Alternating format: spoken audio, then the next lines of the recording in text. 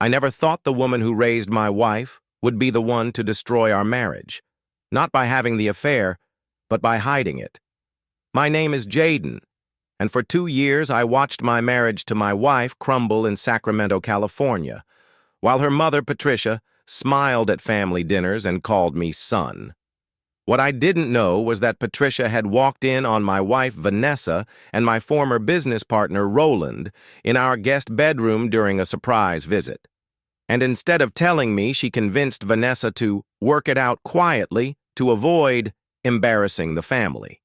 I was the successful tech consultant who gave Vanessa everything: the hillside home in El Dorado Hills, the Mercedes, the country club membership. But while I was closing million-dollar deals in San Francisco, Roland was closing the distance between him and my wife. And my mother-in-law was playing referee to their secret. The truth exploded on Thanksgiving 2024 when Patricia's sister, my aunt-in-law Lorraine, couldn't stomach the lies anymore and handed me a thumb drive across the dinner table in Stockton. It contained doorbell camera footage, text message screenshots, and a recorded phone call where Patricia coached Vanessa on how to gaslight me when I started asking questions. The shock wasn't just the affair, it was the conspiracy. My mother-in-law had been sending Vanessa articles on how to manage a suspicious husband, covering for her during fake girls' trips to Napa that were actually hotel stays with Roland, and even tried to convince me I needed therapy for trust issues. The room went silent. Vanessa's face turned white. Patricia tried to leave, but I stood up and said the words that changed everything. "Sit down. We're going to talk about how you helped destroy your daughter's marriage, and then we're going to talk about how we're going to fix it together, or you'll never see us again." He stood in his mother-in-law's kitchen, staring at security footage that would destroy everything he'd built in 7 years of marriage. The timestamp read November 2023, 1 year ago, and the woman deleting the files wasn't a stranger breaking in. It was Patricia, his second mother, erasing evidence of his wife in another man's arms. The man on screen was Roland Briggs, his former roommate, his first business partner, the person he'd trusted to build his empire. What do you do when the person meant to protect your family becomes the one tearing it apart? Have you ever trusted someone completely, only to discover they'd been lying to your face for months, years?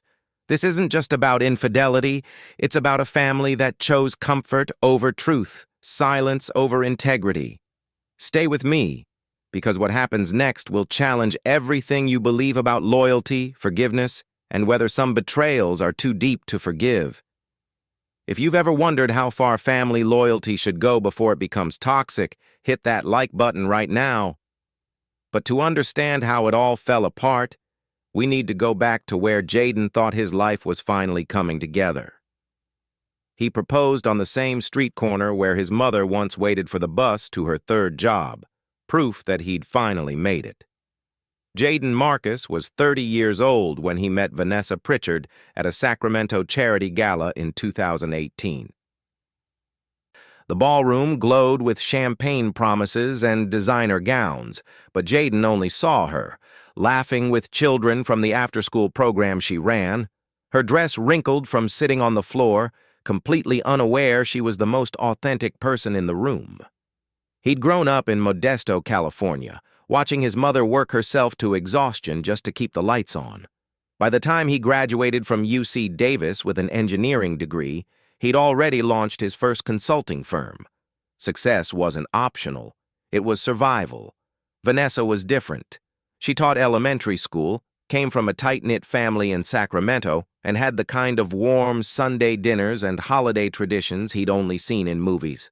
Her mother, Patricia, treated him like the son she never had from day one, called him for advice, invited him to family gatherings, told everyone he was the man who saved my daughter from a life of struggle.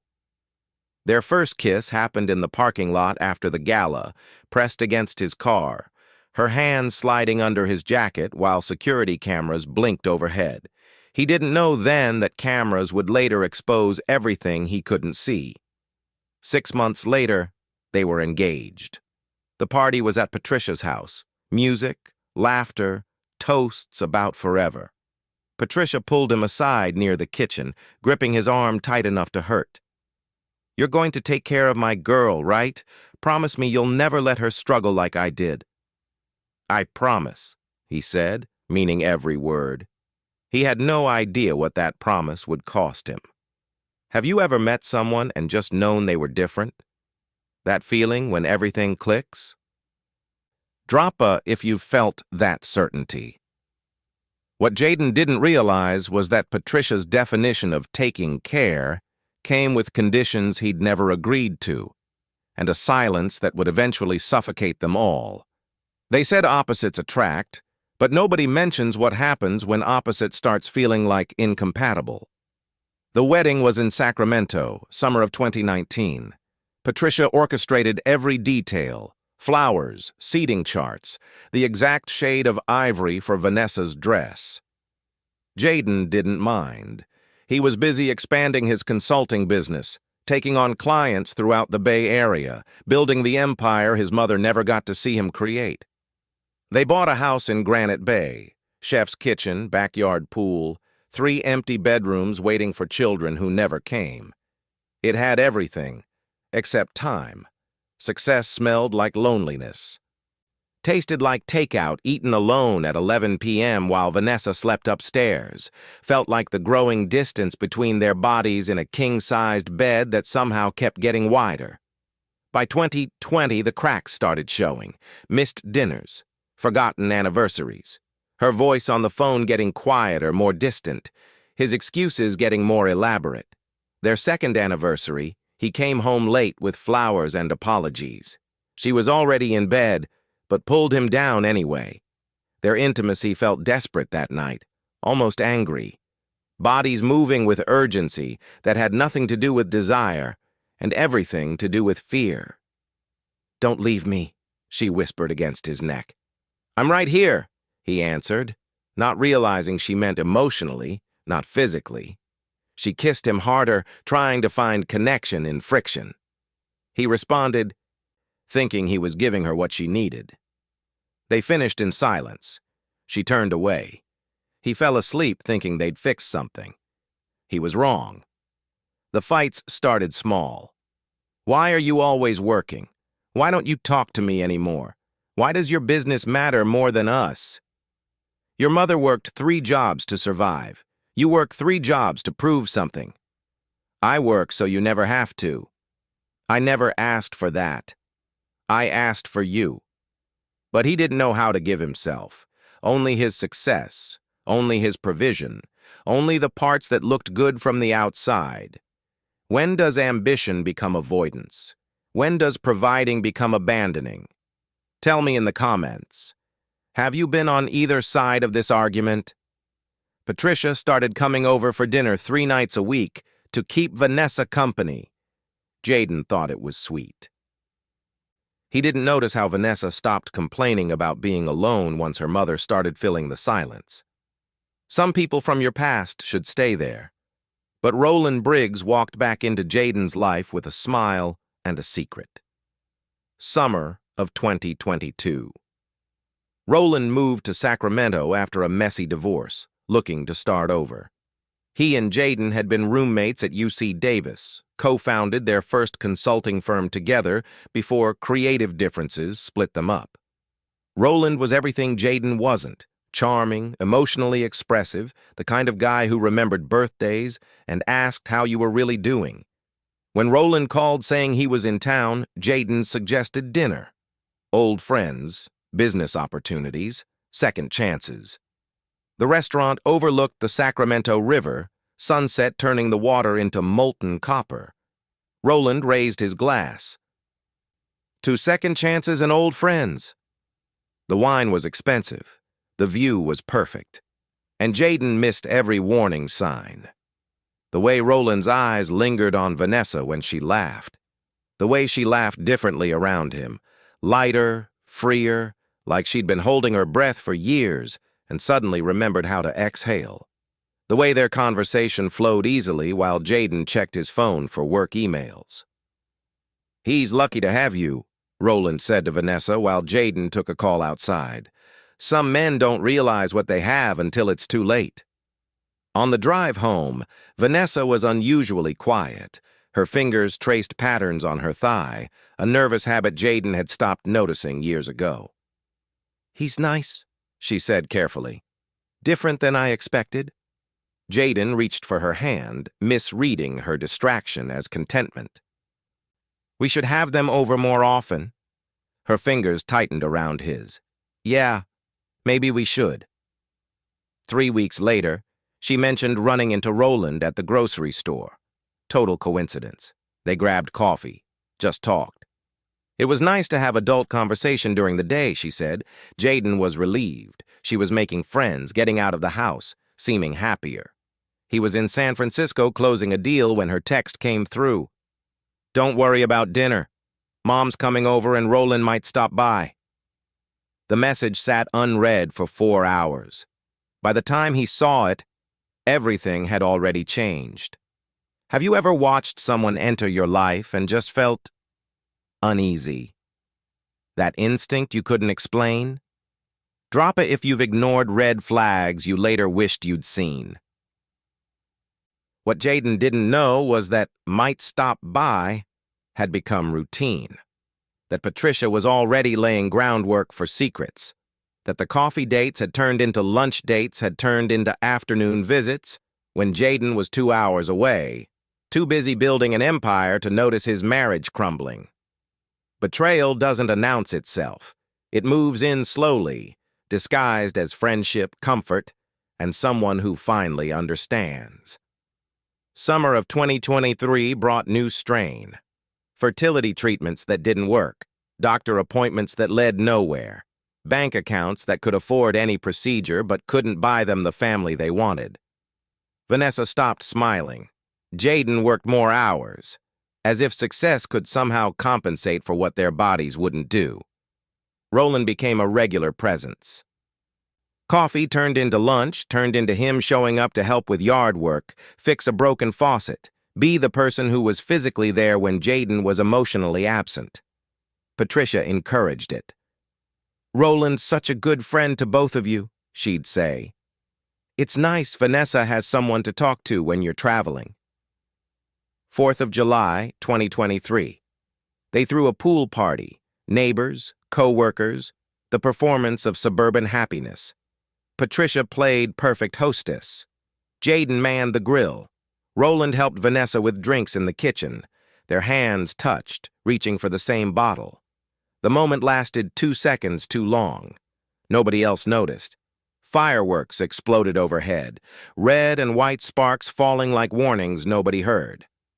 Late that night, Jayden initiated intimacy, still riding the high of a successful social event. But Vanessa's responses felt automatic, mechanical. Her eyes stayed open, staring at the ceiling. When he whispered, "I love you," her answer came 3 heartbeats too late. He fell asleep satisfied. She lay awake, guilt already taking root. Patricia had planted it earlier, standing in the kitchen while Jayden was outside. "Roland understands what you need right now. There's nothing wrong with having someone to talk to." "Mom, we're just friends." "I know, sweetheart. I'm just saying. Jayden doesn't have to know about every coffee date. What he doesn't know can't hurt him." The logic felt reasonable at the time. Protective, even. Keep the peace. Avoid unnecessary conflict. Maintain the happy surface while cracks spread underneath.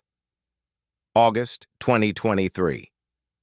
Jayden came home early from a trip, surprised to find Roland's car in the driveway at 10 p.m. He walked in cheerfully, expecting to join whatever gathering was happening. The living room was empty. Upstairs, a door closed quickly. "Just showing Roland the guest bathroom renovation," Vanessa called down, voice too bright, too fast. Roland emerged, adjusting his collar. They had a perfectly reasonable explanation. Jayden believed it completely. When does emotional intimacy with someone else cross the line? Is it the secrets? The lying? Or does it start earlier, in those small moments you know you shouldn't enjoy quite so much? Share your thoughts below. What Jayden couldn't see was Patricia's text to Vanessa later that night. "Close call. Be more careful," followed by a heart emoji, as if covering up betrayal was an act of love. November 14th, 2023, the day Patricia chose loyalty to her daughter over integrity and sealed all their fates. Patricia had a key to their house. "For emergencies," she'd said when they bought it. The emergency she walked into that afternoon wasn't the kind anyone planned for. Her key turned in the lock. She called out. No answer. The house was quiet, but not empty. The kind of quiet that hums with secrets. She found them in the kitchen. Vanessa pressed against the counter, Roland's hands in her hair, her wedding ring glinting as she pulled him closer. The kind of kiss that wasn't the first, wouldn't be the last, belonged to people who'd stopped pretending months ago. The gasp that escaped Patricia's throat could have ended it all right there. Instead, she backed out silently, waited 30 seconds, then rang the doorbell. They had maybe 10 seconds to separate, straighten clothes, construct innocence. Roland tucked in his shirt. Vanessa fixed her hair. The kitchen still smelled like betrayal, the air thick with what almost got caught. Patricia walked in, acting surprised. "I texted, but you didn't answer. Just wanted to check on you." Vanessa's smile was shaky. Roland stopped by to fix the disposal." "How sweet," Patricia said, looking directly at her daughter. "Roland, you're always so helpful." He left quickly, too quickly. The moment the door closed, Patricia turned. "Mom, I can explain. You tell him now, and it destroys him. Everything he's built, everything he believes about family, gone. Is that what you want?" "I don't know what I want anymore." "Then we protect him, until you figure it out. That's what family does. We shield the people we love from pain they don't need to feel." The logic was poison disguised as care. Vanessa should have said no, should have confessed, should have chosen hard truth over comfortable lies. Instead, she chose her mother's protection. Patricia spent 20 minutes in their home office that night, Vanessa hovering anxiously. When she emerged, the security system had been updated. The footage from that afternoon mysteriously corrupted, unable to be recovered. "Technical glitch," Patricia said, meeting Vanessa's eyes. "They happen all the time." Vanessa should have felt relieved. Instead, she felt trapped. Is protecting someone from truth ever actually protection? Or is it just avoiding the hard conversation? Have you ever kept a secret you told yourself was for someone else's good? Tell me below if you've been Patricia in this moment. Somewhere in San Francisco, Jaden texted his mother-in-law, "Thanks for checking on V. You're the best. Love you, Mom." Patricia stared at the message for 5 full minutes before deleting it. She'd made her choice. Now they'd all live with the consequences. Betrayal is easiest the second time, and by the 20th, it stops feeling like betrayal at all. November 2023 to November 2024. 12 months of calculated deception. 365 days of looking Jaden in the eye while hiding the truth behind perfect smiles and careful alibis. Patricia became the conductor of an elaborate performance. She provided excuses, deleted text messages, coached responses, created alibis so detailed they felt more real than the truth. Thanksgiving 2023, Patricia hosted dinner. Roland was invited because he has nowhere else to go. He sat 3 seats from Jaden, making jokes about football while his foot touched Vanessa's under the table. Christmas morning, Jaden gave Vanessa diamond earrings. She cried, overwhelmed by guilt she couldn't name. While he made breakfast, Roland's text lit up her phone. "Can't stop thinking about yesterday." Patricia had hosted wrapping parties the week before. 2 hours alone, Roland and Vanessa, while Jaden worked late. The gifts under the tree weren't the only things being unwrapped. Valentine's Day 2024. Jaden planned a weekend in Carmel. Romantic dinners, ocean views, reconnection. He thought they were healing. The week after, Patricia offered to house sit while they were at a work conference. Roland had a key to the side entrance by then. Easter weekend brought the boldest move yet.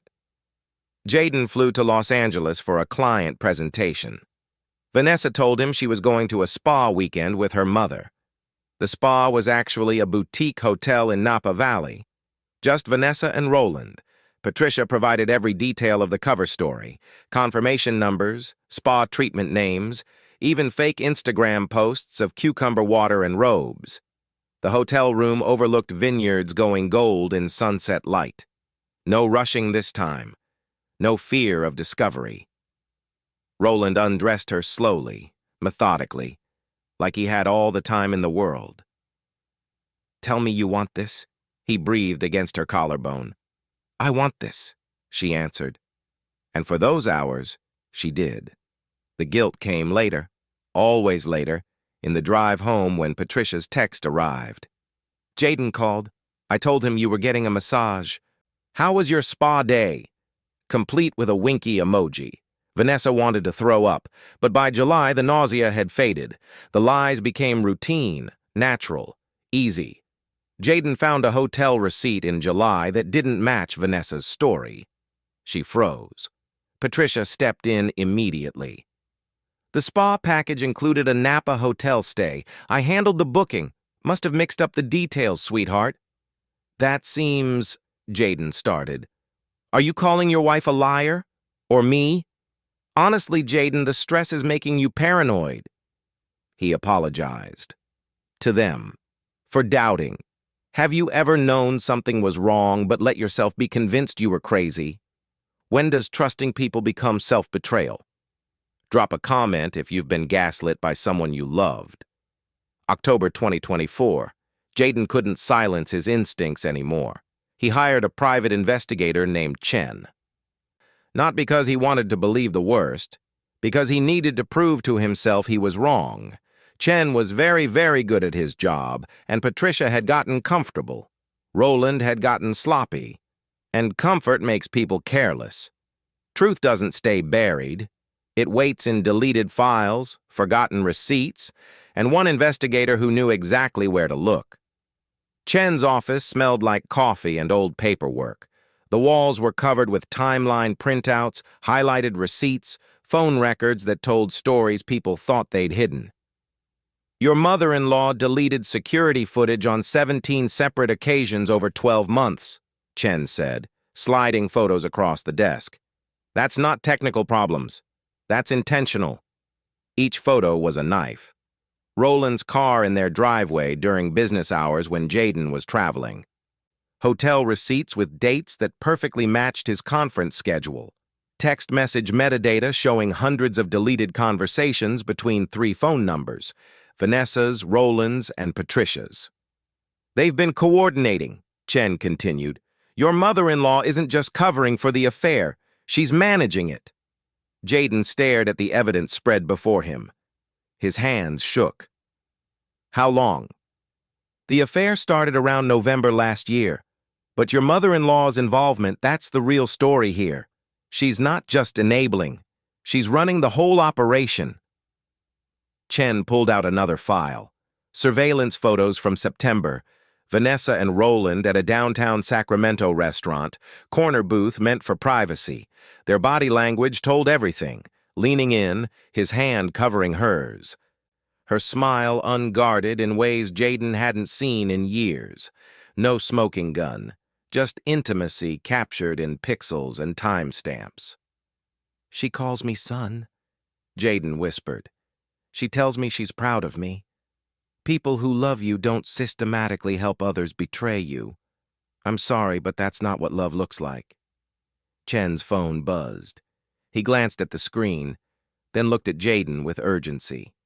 "I need you to get to your house. Now. Don't call ahead. Don't warn anyone. Just go." "What's happening?" "I accessed your home security system remotely, the one your mother-in-law thinks she controls. She's good at deleting files, but I'm better at recovering them. And what I'm seeing right now will give you evidence even denial can't explain away." Jaden was 30 minutes from home in Sacramento traffic. His hands gripped the steering wheel until his knuckles went white. Every red light felt like torture, every minute an eternity. Chen had given him access to the live feed on his phone. He glanced at it once at a stoplight. Roland's car in the driveway, living room lights on, two figures on the couch, close enough to be one. What's worse, the betrayal itself? Or discovering someone you trusted helped hide it from you? Have you ever realized love and loyalty aren't the same thing? Share your experience. 23 minutes later, Jaden pulled into his driveway. The house looked normal from outside, perfect suburban calm, white lies and manicured lawns. He used his key. The living room went silent. He walked into his own home like a stranger because the life he thought he had never actually existed. The house was quiet when he entered. Too quiet. The kind of silence that screams secrets. He found them in the living room, Roland's jacket draped over the chair, wine glasses on the coffee table. Vanessa curled against him on the sofa, watching a movie. His movie night. His wife. His house. His best friend. The scene looked so domestic it could have been innocent. Until they saw his face. Vanessa's shirt was buttoned wrong. Roland's belt hung loose. The room carried the weight of intimacy recently finished. Rumpled clothes, swollen lips, guilt written in body language. Jaden, Vanessa started, jumping up. He held up his phone. Chen's evidence file was already open. How long? Silence. Roland stood. Jay, let me explain. How long? Vanessa's voice broke. Since last November. The words landed like physical blows. November, 14 months ago, over a year of lies. Holidays, anniversaries, every I love you contaminated. A year, Jaden repeated, voice hollow. You've been lying to my face for a year. The front door opened. Patricia used her key, walking in like she belonged. Jaden, sweetheart, you're home early. He turned on her, holding up his phone again. You knew. You helped her. I have security footage of you deleting files, Patricia. 17 times. 17. Her face went pale. I was protecting my daughter.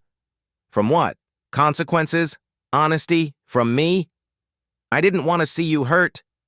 His laugh was sharp, broken glass. So you let me live in a lie instead?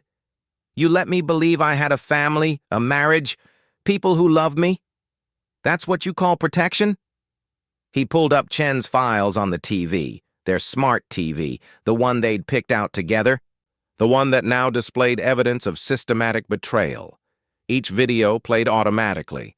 Patricia deleting security footage, text conversations coordinating alibis, her meeting Roland separately to sync schedules. Receipts she'd paid for, hotels, restaurants, covering tracks. Each clip was a hammer blow. Vanessa wept. Roland stayed silent. Patricia tried justification after justification. I didn't want our family destroyed. Our family. Jaden's voice was deadly quiet. We were never family. Family doesn't do this. You taught her that lying was love, that hiding was protecting, that I was someone to be managed instead of respected. He turned to Vanessa. Did you ever actually love me? Or was I just convenient, safe, what your mother wanted? She couldn't answer. The silence was answer enough. Roland left without another word. Vanessa ran upstairs, sobs echoing through the house. Patricia reached for Jaden's arm. He jerked away like her touch burned. Don't you ever contact me again. You're not my family. You never were. If you discovered the people closest to you had been lying for a year, not just your partner but the person you called mom, could you ever trust again? How do you rebuild when the foundation was never real? Tell me below. Patricia left, finally silent, and Jaden stood alone in the living room, holding evidence of a marriage that had been dead for over a year, while he'd been the only one trying to save it. Divorce papers feel heavier when you're signing away not just a marriage, but your entire understanding of what love means. Jaden moved to a hotel that night.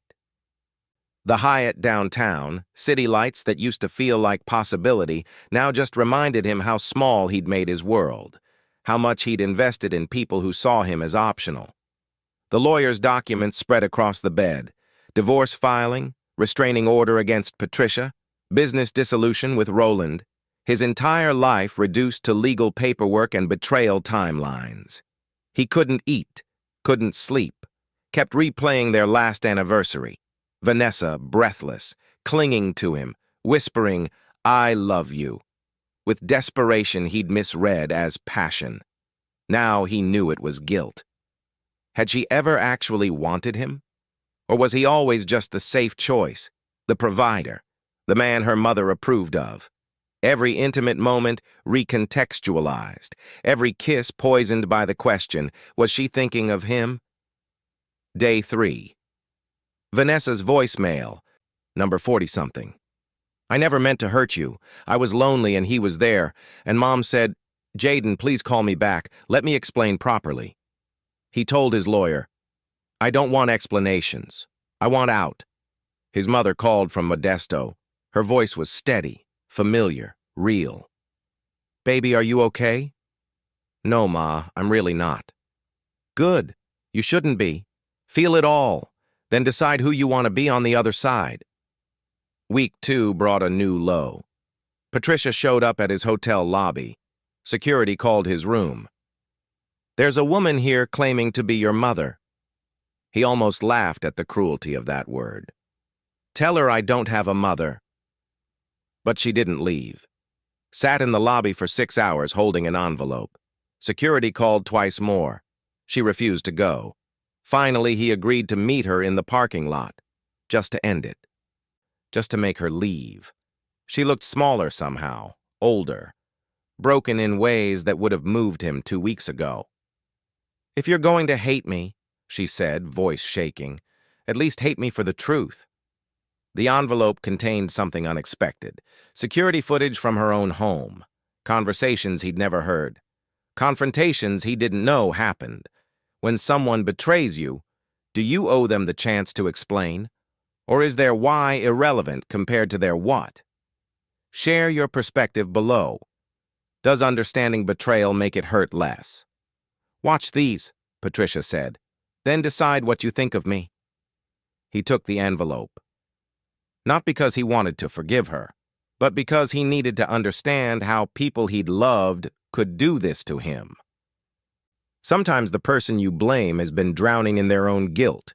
It doesn't excuse what they did, but it explains why they couldn't stop. They met at a 24-hour diner off Highway 50, neutral ground, public space, somewhere he could leave if it became too much. Patricia brought her laptop, the security footage from her own home, conversations Jaden never knew happened, confrontations hidden behind closed doors. He ordered coffee he wouldn't drink. She ordered nothing. Just opened the laptop and pressed play. The first video dated back to December 2023, 1 month after she'd first caught them. Patricia, in her kitchen, confronting Vanessa. "You need to end this, now, before he finds out and it destroys him." Vanessa crying, "I can't, Mom, I don't know how." "You tell Roland it's over. You focus on your marriage. You choose the man who's been faithful to you." "What if I don't want to?" Patricia's face crumbled. "Then you're going to lose everything." The next video, February 2024. Patricia cornering Roland at a coffee shop. "You need to leave Sacramento. This affair is going to destroy my family." Roland, defensive. "She's a grown woman making her own choices." "She's my daughter making terrible choices and you're taking advantage." "I'm not forcing her to do anything. Ask yourself why she keeps coming back." March 2024. Patricia found explicit texts on Vanessa's phone, confronted her again.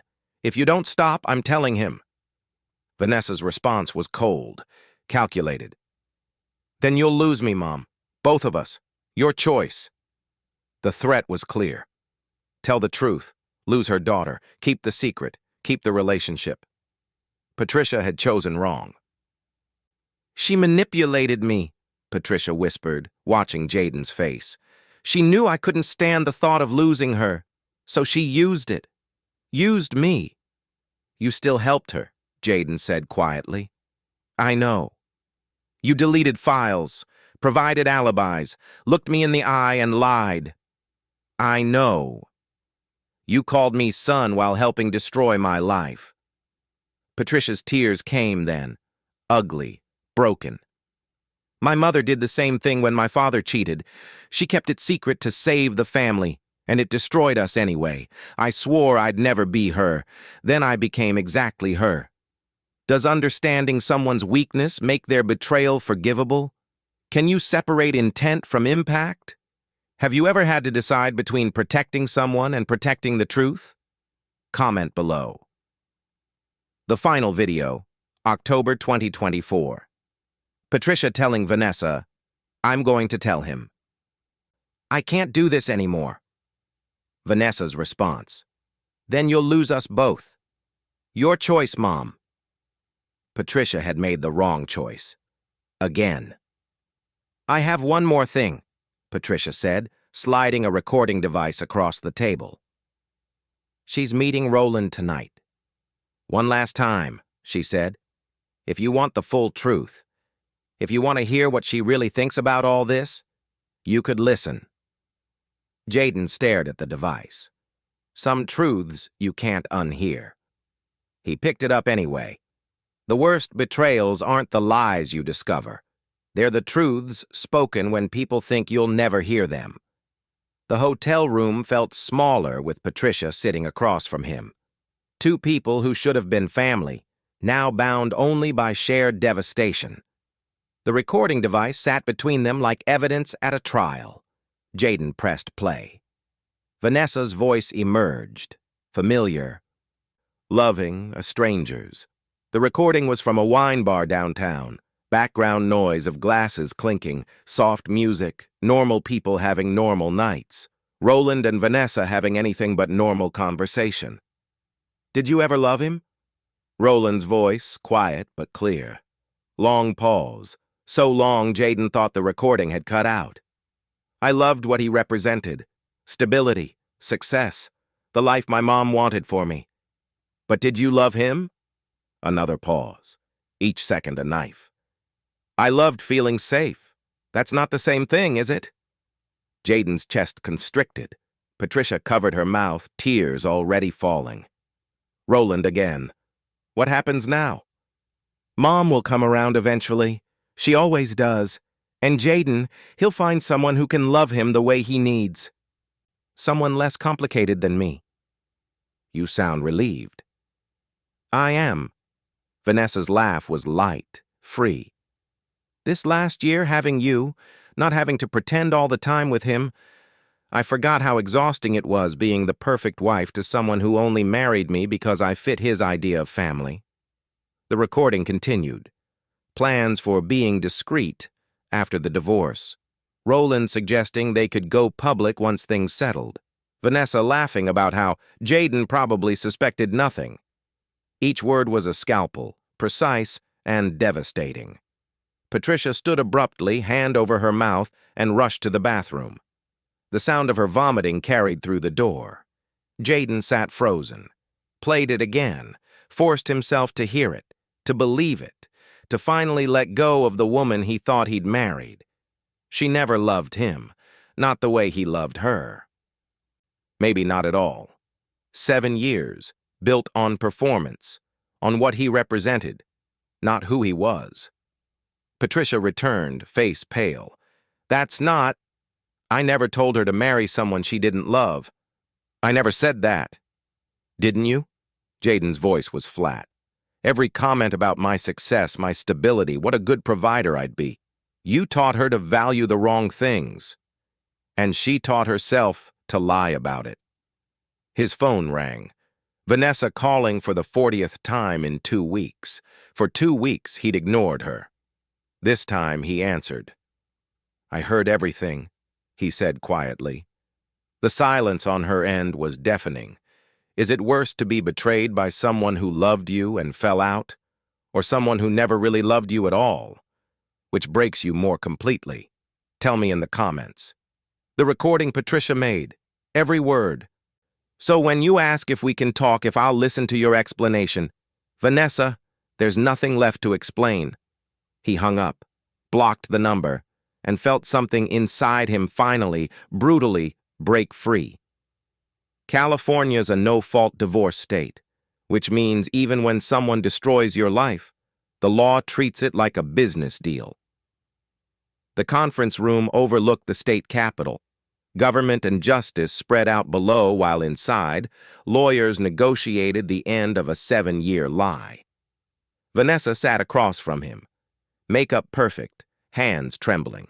She wore the dress from their first anniversary. Some kind of manipulation tactic, probably. Make him remember when things were good. He wore the expression of a man already gone. She'd tried 3 nights ago. Showed up at his hotel, hair down, wearing perfume he used to like. Pressed herself against him at the door, hands sliding up his chest. "Let me remind you what we had," she whispered. He removed her hands gently, mechanically. "We never had anything real. I'm not interested in the performance anymore." She left crying. He felt nothing. Now, in the conference room, her lawyer pushed papers across the table. "Mrs. Marcus is willing to forego alimony in exchange for keeping the house and—" "She can have the house," Jaden interrupted. "She can have everything in it. I don't want anything that reminds me this marriage existed." "Jaden, please," Vanessa started. "The only thing I want is my name off every document that connects us. That's non-negotiable." His lawyer nodded. Her lawyer scrambled to adjust terms. Vanessa stared at him like he was a stranger. Good. He'd been a stranger to her for over a year. Fair was fair. Outside the courthouse, his mother waited. She'd driven up from Modesto, taken time off work to support him. "You're handling this too well. It worries me." "I cried for 2 weeks, Ma. Now I'm just done." "Being done and being healed aren't the same thing, baby." He kissed her forehead. "I know, but I can't stay broken forever. She doesn't deserve that much of me." The divorce was finalized in record time. Money and lawyers accelerate everything. December 2024, 1 year and 1 month since Patricia first deleted that footage. Jaden signed the papers in a Sacramento courthouse, surrounded by strangers and the ghosts of broken promises. How long should grief last? Is there a point where moving on becomes shutting down? When does protecting yourself become hardening yourself beyond repair? Share your thoughts. Outside, Patricia waited by her car. "I know you hate me," she said, "but I need you to understand something about Vanessa that I'm only now realizing myself." Jaden stopped. "What?" "She's done this before, and I helped her every time." Some people don't break their patterns. They just find new victims willing to believe they're different this time. They met at the same diner, Patricia's confession spot, apparently. She brought a box, letters, photos, old diaries, evidence spanning 2 decades. "She didn't become who she is with you," Patricia said, hands shaking. "I just finally stopped lying to myself about who she's always been." The box told a story Jaden hadn't known existed. College boyfriend, stable engineering student while she maintained a relationship with her poetry professor. First serious relationship after college. Accountant who provided security while she studied abroad with someone else. The relationship right before Jaden. Devoted paralegal who discovered her double life 3 years in. Patricia had helped cover every single one. "I told myself she was young, confused, would grow out of it," Patricia whispered. "But what if this is just who she is?" Jaden stared at the evidence. Photos of Vanessa with men he'd never heard of. Journal entries about needing excitement. Feeling trapped in safety. Missing the rush of risk. One entry from 2022, before Roland even moved to Sacramento. I love the stability Jaden gives me, but I miss feeling alive. Maybe I need both. Maybe I can have both. She'd been planning an affair before Roland appeared. He was just convenient. "Why are you telling me this now?" Jaden asked. "The divorce is done. I'm gone." "Because you deserve to know it wasn't about you. Your work hours didn't cause this. Your emotional unavailability didn't create this. She would have done this to anyone because the thrill isn't the affair, it's the deception itself. And you enabled it every time." "Yes," Patricia's voice broke. "I did. Because I was terrified that if I stopped protecting her from consequences, I'd lose her. Turns out I never really had her. I just had the version she performed for me." The paralegal's contact information was in the box. Patricia had kept it. "Call him if you don't believe me. He'll tell you the same story. Different man, same pattern." Can someone fundamentally change? Or do we just keep choosing to believe they will? Where's the line between supporting someone's growth and enabling their dysfunction? Comment below. Patricia's phone buzzed. Text preview visible on the screen. New number, Vanessa had been blocked on the old one. "Mom, I met someone. He's wonderful. I really think this could be..." Patricia turned the phone off without reading further. "She'll call you a villain," she told Jaden. "She'll rewrite this story until she's the victim. Are you ready for that?" Jaden thought about it, then smiled, small, tired, free. "Let her. I know the truth. That's enough. Recovery isn't a straight line. Some days you're fine, and some days you're sitting in your car outside your old house, wondering if anything about your life was ever real." 6 months later.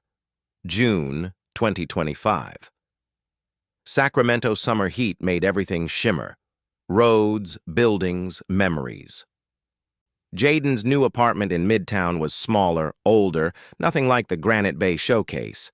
But it was his. Every piece of furniture chosen by him. Every wall painted colors he actually liked. No performance, no image, just space to exist honestly. Therapy helped. Twice a week at first, then once. Dr. Reynolds was patient, direct, helped him understand patterns he hadn't seen. You chose someone who needed you because being needed felt safer than being wanted. Wanted is vulnerable. Needed is transactional. So I set myself up for this. No. You chose based on your wounds. She chose to betray based on hers. Those are different things. His business thrived. Channeling pain into work actually produced something good this time. 3 new clients. Expansion into the Bay Area. Success that felt earned, not desperate. He'd started dating again, cautiously. Elena, a graphic designer from his building, no connection to his past life. They'd been on 3 dates. The 3rd date ended at her door. Gentle kiss goodnight. Her asking, "Would you like to come in?" He almost said yes. Then, "I'd like to see you again first. Make sure we're building something real." She smiled. "That's the first genuinely secure thing a man said to me in years." The kiss that followed was worth the wait. Patricia had entered family therapy. Not with him. Her own healing journey. But she sent updates occasionally. Apologies that didn't ask for anything back. Just acknowledgement of harm done. He responded sometimes. Brief, honest. No relationship yet, but no hatred either. Just space where forgiveness might eventually grow. What's more intimate? Letting someone see your vulnerability or showing them your strength? Comment below with your thoughts. Saturday morning. Farmer's market in downtown Sacramento. He was there with Elena, laughing over organic cherries and overpriced bread. Then he saw her, Vanessa, arm linked with someone new, belly slightly rounded under her sundress, pregnant. Their eyes met across the produce stands. She froze, face going pale. He smiled. Small, genuine, free, and kept walking. His phone buzzed an hour later. Unknown number. The message preview showed, "Jaden, it's Vanessa. Can we talk? Please? There are things I need you to know about." He stared at the message for 5 minutes, then blocked the number. Elena noticed. "You okay?" "Yeah," he said, meaning it. "I actually am. Can you forgive someone who enabled your betrayal if they're genuinely trying to change? Does understanding why someone hurt you make the hurt matter less? What does forgiveness look like when trust is gone? Share your experience below. Some chapters close. Some people stay gone. And sometimes that's exactly how healing looks. Some buildings burn down. Some you tear apart intentionally. And some you rebuild from the foundation up, one honest brick at a time. November 2025, 1 year post-divorce. The community center opening felt like coming full circle. Modesto, California, his hometown, where poverty had taught him everything about survival and nothing about trust. The building stood on the street corner where his mother used to wait for the bus to her third job. Now it was the Gloria Marcus Center for Youth Success, named after the woman who'd worked herself to exhaustion so her son could build empires. Scholarships for kids from single-parent homes, mentorship programs, after-school support, everything he'd needed and never had. His mother stood beside him, cutting the ribbon, tears streaming down her face. Patricia worked the registration table, volunteering, not controlling, earning forgiveness through consistent changed behavior, 1 hour at a time. Elena stood with him, hand steady in his. They'd been together 8 months. Moved in together last month after weeks of honest conversation about fears, boundaries, needs. No rushing, no performance. Just two people choosing clearly. "You became the man I raised you to be, baby," his mother said after the ceremony. "Not the one pain almost turned you into. She broke something in me, Ma. Then you built something better from the pieces. That's not weakness. That's strength." That night, in their apartment, truly theirs now, lease signed by both, Elena pulled him close. "Are you sure?" she asked, kissing his neck. "About this? About us?" He pulled her closer, no hesitation, no second-guessing. "I've never been more sure of anything. Because we built this honestly. No performance, no pedestals, just two people who actually see each other." Their intimacy that night was slow, intentional. Every touch a choice, every breath a statement of presence. This is what real felt like. Later, wrapped in sheets and moonlight, she traced patterns on his chest. "Do you still think about her?" "Sometimes," he admitted. "But not the way you're worried about. I think about how close I came to never finding this, finding you, finding honest." She kissed him softly. "I'm glad you found it." "Me too." Patricia had sent a card to the opening. Simple, handwritten. "Proud of you. Proud of the man you've always been. P." He'd texted back, "Thank you. See you at next month's volunteer meeting." Not forgiveness yet, not family, but not hatred either. Just space where something new might grow. What would you do if your greatest betrayal led you to your greatest truth? If breaking open was actually how you learned to build better? Can redemption exist without forgetting what was lost? Tell me in the comments what you'd choose, to have never been hurt, or to have learned what real love actually requires. If this story reminded you that endings can become beginnings, hit that subscribe button. If it made you think about the difference between being needed and being chosen, drop a like. And if you've ever rebuilt yourself after betrayal, share your story below. Because the most powerful thing we build isn't what we construct to impress others. It's what we create when we finally learn to be honest with ourselves. Some foundations crumble, some you demolish intentionally, and some you rebuild from the ground up, stronger, wiser, real. This was Jaden's new foundation, built on truth, standing on solid ground, and finally built to last.